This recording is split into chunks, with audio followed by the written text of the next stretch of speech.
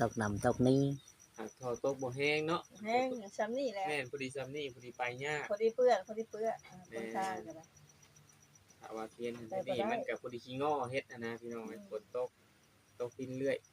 ฝนตกลิ้นมันเฮ็ดงานก็บ่ได้แล้วแม่นตกดินมันก็ช่วงนี่แหละก็เลยให้มันเช่าตกอยู่ขอก็อยากไปหาจิรอจิแลไปเลาะขายหยังบ่ได้เงินใช้จะหน่อยมันก็สิหยุดอยู่ดอกป้าเอ้ยมันหยุดแต่กระจังนั้นบัดมันจะตื้นจิรอแม่นตื้นแล้วอยู่หัวโพนได้ยามแม่นบ่มีแดด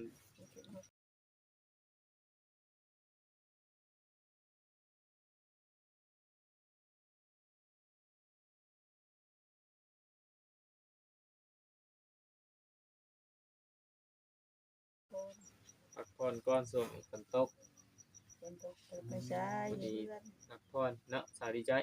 จะหน่อยก็ได้ไปเกี่ยวข้าวรับจ้างเลยโดยยังอีกจักเดือนนึง3เดือนบ่ก็อีบ่โดนเนาะข้าวเดี๋ยวนี้มันก็เพราะว่ามันสิเริ่มตั้งท้องแล้วบางบ่อนก็ได้คือผู้ใดเฮาดำก่อนนะเขาดำแต่หัวปีแม่นเขาหวานเขาหยังก็เจ้าเขาหวานแต่หัวปีมันก็เริ่มตั้งท้องเขาหยังแล้วก็อีบ่โดนอีกเดือนนึง2เดือน3เดือนก็จะเกี่ยวแม่นนี่ก็เดือน8เลยแม่นเดือน8เดือน9เนาะสาวดีจ้อยนี่เกี่ยวข้าวไวบ่ก็ธรรมดาก็พอได้อยู่ไปแต่ละมื้อนี่สมมุติว่าไปเกี่ยวข้าวนี่ไปเกี่ยวแบบใดเป็นรายวันหรือว่าเหมาถ้ามีเมาก็เมาถ้าเมาเป็นผ่อนก็ดีที่สุดถ้าเมาเป็นผ่อนแล้วมันใจเฮาจักกรรมล่ะยังได้พรน่ะหากรรมพรนึง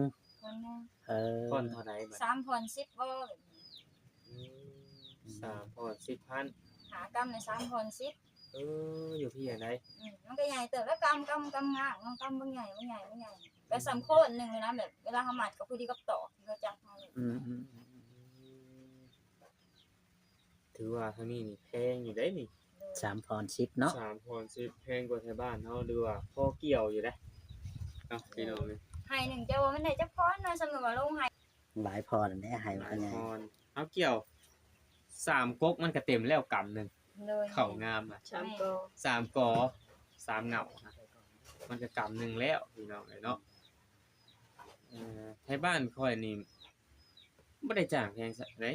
มันสิถูกกว่านี้อยากเป็นวันเท่าไหร่อยู่พุ่นนะก็คือวันก็ประมาณ 200,000ก็คือกัน150,000หรือ 200,000แต่ทางพี่เขาบ่อยากอันนั้นแหละผู้ลางคนเขาอยากแล้วไวเขาก็เอารถเป็นผ่อนเลยลุยเลยเจ้าของนาอิงตันเจ้าของนานะดำนาคือกันอิงตันเจ้าของนาถ้าเจ้าของนาว่ารายวันเฮาบ่ฮับถ้าเป็นหมัดก้าแล้วเฮาฮับดำถ้าดำเป็นหมัดก้านี่วะมัดเท่าไหร่ล่ะหมัดนึง 3,000หมัดนึง 3,000 4หมัด10ก็ลกนะบ่ดำนะก็สิบ่พอกับบ้านเฮาซั่นน่ะ4หมัด10บ้านเฮา 2,500 2หมัด5ดำอ่ะแม่น4หมัดนึง 3,000กับ2หมัดก็6,000แม่น10หมัดก็ 30,000แม่น20หมัดก็60แม่น40หมัดก็120,000มันหักได้กว่าได้แหละมื้อนึงไปดำมื้อนึงได้เท่าไหร่เอาไปดำมื้อนึงครับหลายชุด6 70 80หมัดตกแบบบ่ได้ปุ้มกล้าอีกแบบว่าคือเฮากับผู้ใหญ่ดำเนาะมันเล็กน้อยเฮาก็ฮู้ว่าดำคือเฮาดำทั่วไปนี่ตามคนไทยทันเฮาเลยแม่นเฮาลงแล้วนะแบบ 11:00 นเฮายังบ่ขึ้น 12:00 นเฮากินข้าวคาคันนาเลยบ่ไวอีหลีลำ7-80อย่างหลายชุดนี่ถ้าให้ดำนี่ได้แต่20-30มัดนี่เด้เอาเบิดมื้อบางคนก็แบบนั้นผู้ลางคนเขาบ่สู้เห็นบ่บางคนเขาบ่สู้แต่กับซุมเขาไปสู้สู้เอาค่ำ 6:00 นยังบ่ได้มาจนตะเวนตกจนประมาณงมมืดมาเพิ่นไป7:00 นมาฮอดเรือนหน้าสิใกล้ก็อย่าเอายามดำนามันตะเวนตกมันก็ยังบ่ทันได้ค่ำได้สังเกตตรงแม่แม่ตะเวนตกยามนั้นอยู่6:00 นยังบ่ได้ทางโป่งได้6:30 นซุมื้อนี้คือกัน5-6 โมงตะเวนก็ยังอยู่เทิงแม่นแต่ว่าช่วงเกี่ยวข้าวเนาะโดยเกี่ยวข้าวไว้ให้ทำไว้เนาะมันไปเบี่ยงแต่เวลาเฮาใส่ตอนเช้ายามเกี่ยวข้าวสิได้หลายตอนเช้าตอนแลงนี่สิบ่ได้หลายปานใดดอกมันสิค่ำไว้มันสิตะเวนมันอวยเนาะคิด 5 โมงมืดเลย อืมสิได้พาดีจ้อยนี่แล้วบัดเกี่ยวข้าวเมื่อเกี่ยวข้าวซอยสิได้จ้างสาวดีจ้อยนี่แล้วซั่นน่ะคนเกี่ยวข้าวไวเนาะเออเอาพี่น้องเอ้ย เกี่ยวไปดำไปเนาะ แม่น เอ้ยเกี่ยวไป ลำยามลำก็ไปรับจ้างดำยามเกี่ยวก็รับจ้างเกี่ยวผู้เพิ่นนาหลายว่าซั่นซะนาหน่อยบางคนก็คอยเฮ็ดไปก็แล้ว เฮ็ดเองก็ได้ แม่นนาหลาย หา เฮ็ด เลย บ่ท่วงบ่ทันเนาะจำเป็นต้องได้จ้าง มันคุได้เขายาม แม่นมันคุมันบ่คือ บ่คือยามเฮาดำ บ่คือยามเฮาดำ เขากรอบมันก็คุแล้วเนาะคันบ่ค่อยเฮ็ดของเพิ่นก็มันจะเสียหายของเพิ่น แม่นเขานี่พวกมันเหลืองมันจะเกี่ยวรถได้ เรื่องใบไล่กับเที่ยวเลยนะ แม่นเหลืองไม้ไล่หั่นน่ะเพิ่นว่าเกี่ยว แม่นแล้วน้องในนี่เขาให้บุกน้องรวมหมด น้องรวมบ้าน เออ มีเรียกแล้วเพิ่นเอาปูเอาปลาขึ้น ปลาลายบ่นี่ หลายเลย แต่ แต่ เจ้า ตัวใหญ่ๆเลย ก็จะปล่อยเนาะ ปล่อยเทื่อเดียวนึง ปล่อยแต่เดือน6บ่ ปล่อยแต่เดือน6เทื่อเดียว โอ้คุณแล้วเนาะ ปลาหามีแต่ปลาหัวหมอมจะหลายปลาเกล็ดแหลมเลย อืมพากันเก็บ ตัวความใหญ่พี่ ปลา ความใหญ่ความยาวมัน มันบ่ไปบ่เดี๋ยว บ่ น้อง มันบ่ไปเลยไปแต่ปลาคอ โอ้ ปลาคอปลาดุกแล้วไป เคยฝนตกเคยไปหลัดได้อยู่วะ เขาไปหลัดเขาได้อยู่ เออ มันได้มันลงในทางเนาะ อืม มันลงไปได้นี่ ตัวใหญ่ได้ปลาคอกับช้ำที่แข้งเอาขอโทษ เออแม่นน่ะ ตัว แล้ว ดำๆสำกระดุดใหม่ แปลว่าเฮาบ่ได้หน้ามันบ่บกเถื่อมันใหญ่มันดำคลือ โดย แม่นแล้ว น้ำบกลงแต่ครึ่งหนึงเฉยๆเลยบกแห้ง มันเลิกปานใดนี่แม่ตู เลิกตัวแรกเพียงคอ เพียงคอโอ้บ่ธรรมดาเลยขอย่านเขาบ่กล้าลง เพียงคอต่าง ต่างกับหนองบ้านเฮาบ่จ่อยหนองรวมน้ำหลายรุ่นท่วมหัวเพิ่นแล้ว ๆ นี่มือ น้องกับช่องน้องทางใต้พวกกับน้องหนึงเพิ่น โอ้ น้องรวม หน น้ อ อง ง เรื ร อ วม หนอง บ้าน ใต้ ทางใต้นั่นยามแรกนะเขาพา อันนี้น่ะเป็นบ้านนาธาตุเนาะ เป็นบ้านนาท่า นาธาตุ จักหลังคานี่รู้จักก็บ่แม่ ล ตู อยปลาย150 เออรวมแต่ฮอดพุ่นแล้วเนาะ คุณแล้วฮอดแก้มพี่ประชาคน เออ ลงไปหอดหลุมมันหาเป็นปลาแคมทางลงไปหลุมมันมีเงินคน อืม ลงไปพุ่นก็มีเฮือนบ่ เป็น นี่ฉันลงไปพุ่นละ เออ แคมทางหน้า ถ้าเลาะทางนี่ฮอดพุ่นฮอดโรงงานยาสูบบ่เดี๋ยว แม่น โอ้ ฮอดอะไร นา แค่ ธาตุ พิ เนอะ ชาไปพุ่นน่ะ แคมพี่ประชามีบ้านเผาบ้านผัก อืมเพราะว่ามันติดทาง คนมาเฮ็ดงานหั่นเด้ หอผักห้วยเนี่ยสูง เออ เงินจะสุกเข้ามาพัก อืมมันก็เป็นหมู่บ้านขายแบบนี้แน่เนาะบ้าน ทางนี้ก็คือรักษาเจ็ดกูกับแม่นบ้านเดียวกัน ฮอดซูนี่สุเห็น อ๋อสวนอิซูตรงนั้นอ๋อ มันจึงหลายว่า150นะ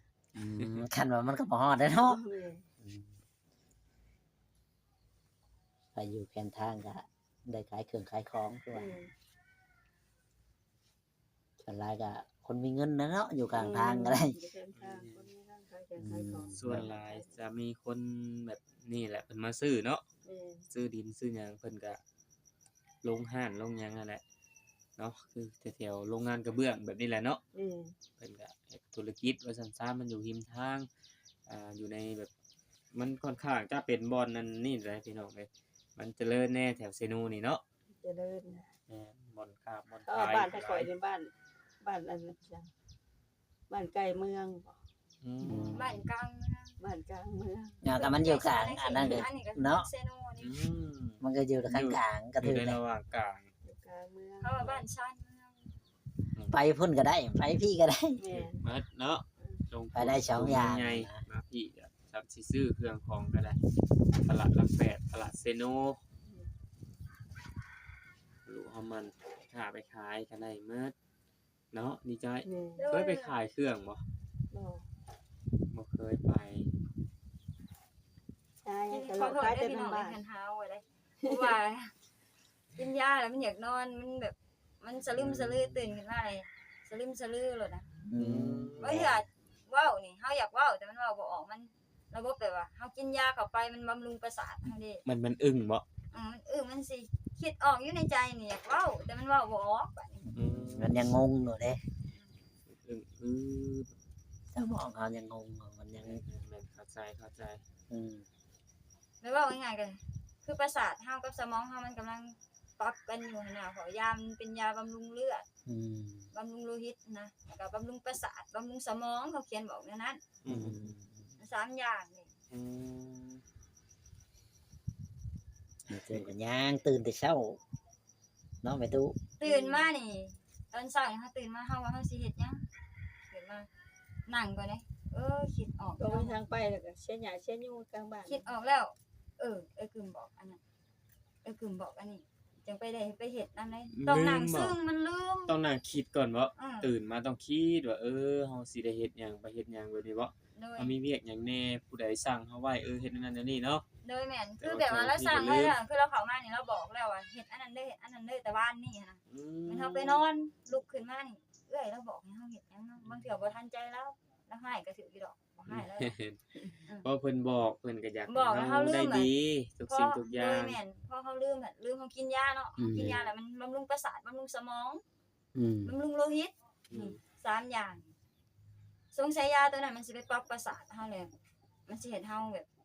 สลึมสลือก่อน แม่นแม่น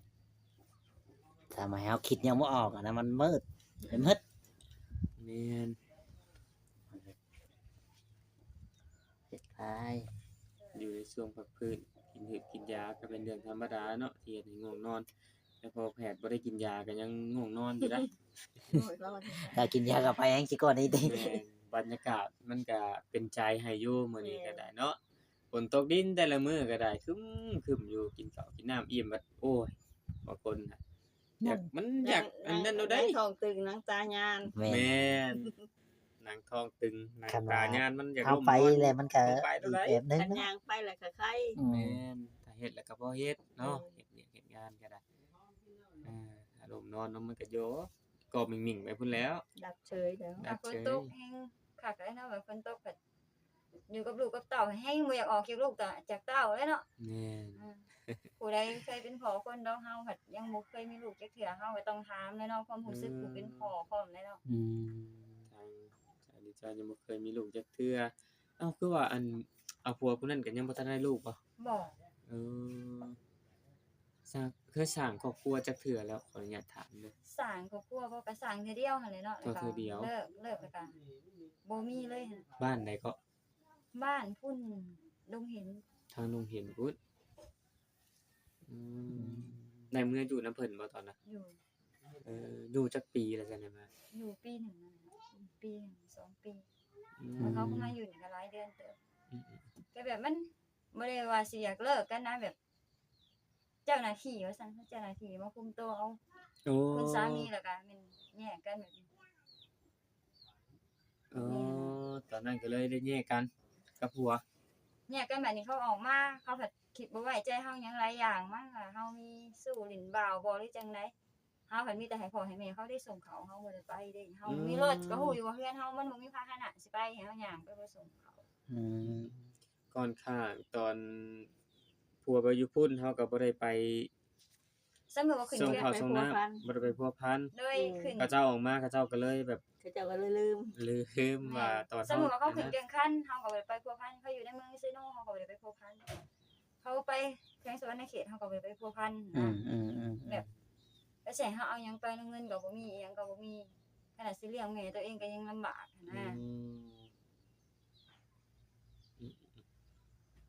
เข้าใจอยู่ตอนนี้ก็ได้เนาะเพราะว่าเฮาลำบากว่าซั่นจ้า โดย จังได๋ล่ะเอาสู่ต่อไปเนาะบางเทื่อบางทีอาจสิในอนาคตก็บ่แน่ได้อาจสิพ้อคนใหม่ที่ดีกว่าหันก็มี แม่ ก็ นนั่น ข แล้ว อให้เป็นสมพรปากที่ว่าเจ้าว่าพ่อคนใหม่น่ะดีกว่าหั่นนะก็อยากได้ผู้ดีๆเลยเนาะเขามาบ่ใช่ถามเด้อแม่ก็อยากได้คือแล้วเคยที่ดีเนาะ แม่น อืม ก็ต้องอันนั้นแหล้วเนาะไปเนาะ แม่น ก็ต้องอยู่ในเรือนในศาลปฏิบัติแบบ อันนี้แหละบ่แม่นสิไปกลางค่ำกลางคืนในนู่นในนี่มันก็บ่ได้แล้วเนาะปะ แม่น เฮ็ดคือเก่ามันก็บ่ได้แล้วอะเราก็ต้องประพฤติตนให้ดีหั่นแหละอ่า พยายามดูแลตนเองอีหยังประพฤติตนดีแล้วก็ผู้บ่าวมันก็สิเข้ามาหาแหละบัดแหละ มันต้องมี สิ่ง เอง ทุก เด้ อย่างมันก็สิมีแต่แนวดีๆเข้ามา อืมมันก็ต้องอดใจรอ มันจะรอได้บ่จอย รอไปเรื่อย เราไปเรื่อยๆเราไปเรื่อย เพราะในช่วงนี้แฮงมีแต่ได้ยินว่าข่าวดีเรื่องเฮือนเรื่องซานอยู่เนาะ ๆอืม ๆ มันฝนตกเนาะฟืนไฟเฮือนซานฝนหยุดตกพุ่นก็จักแล้ว จังหวะจะยันพ้นหยุดตก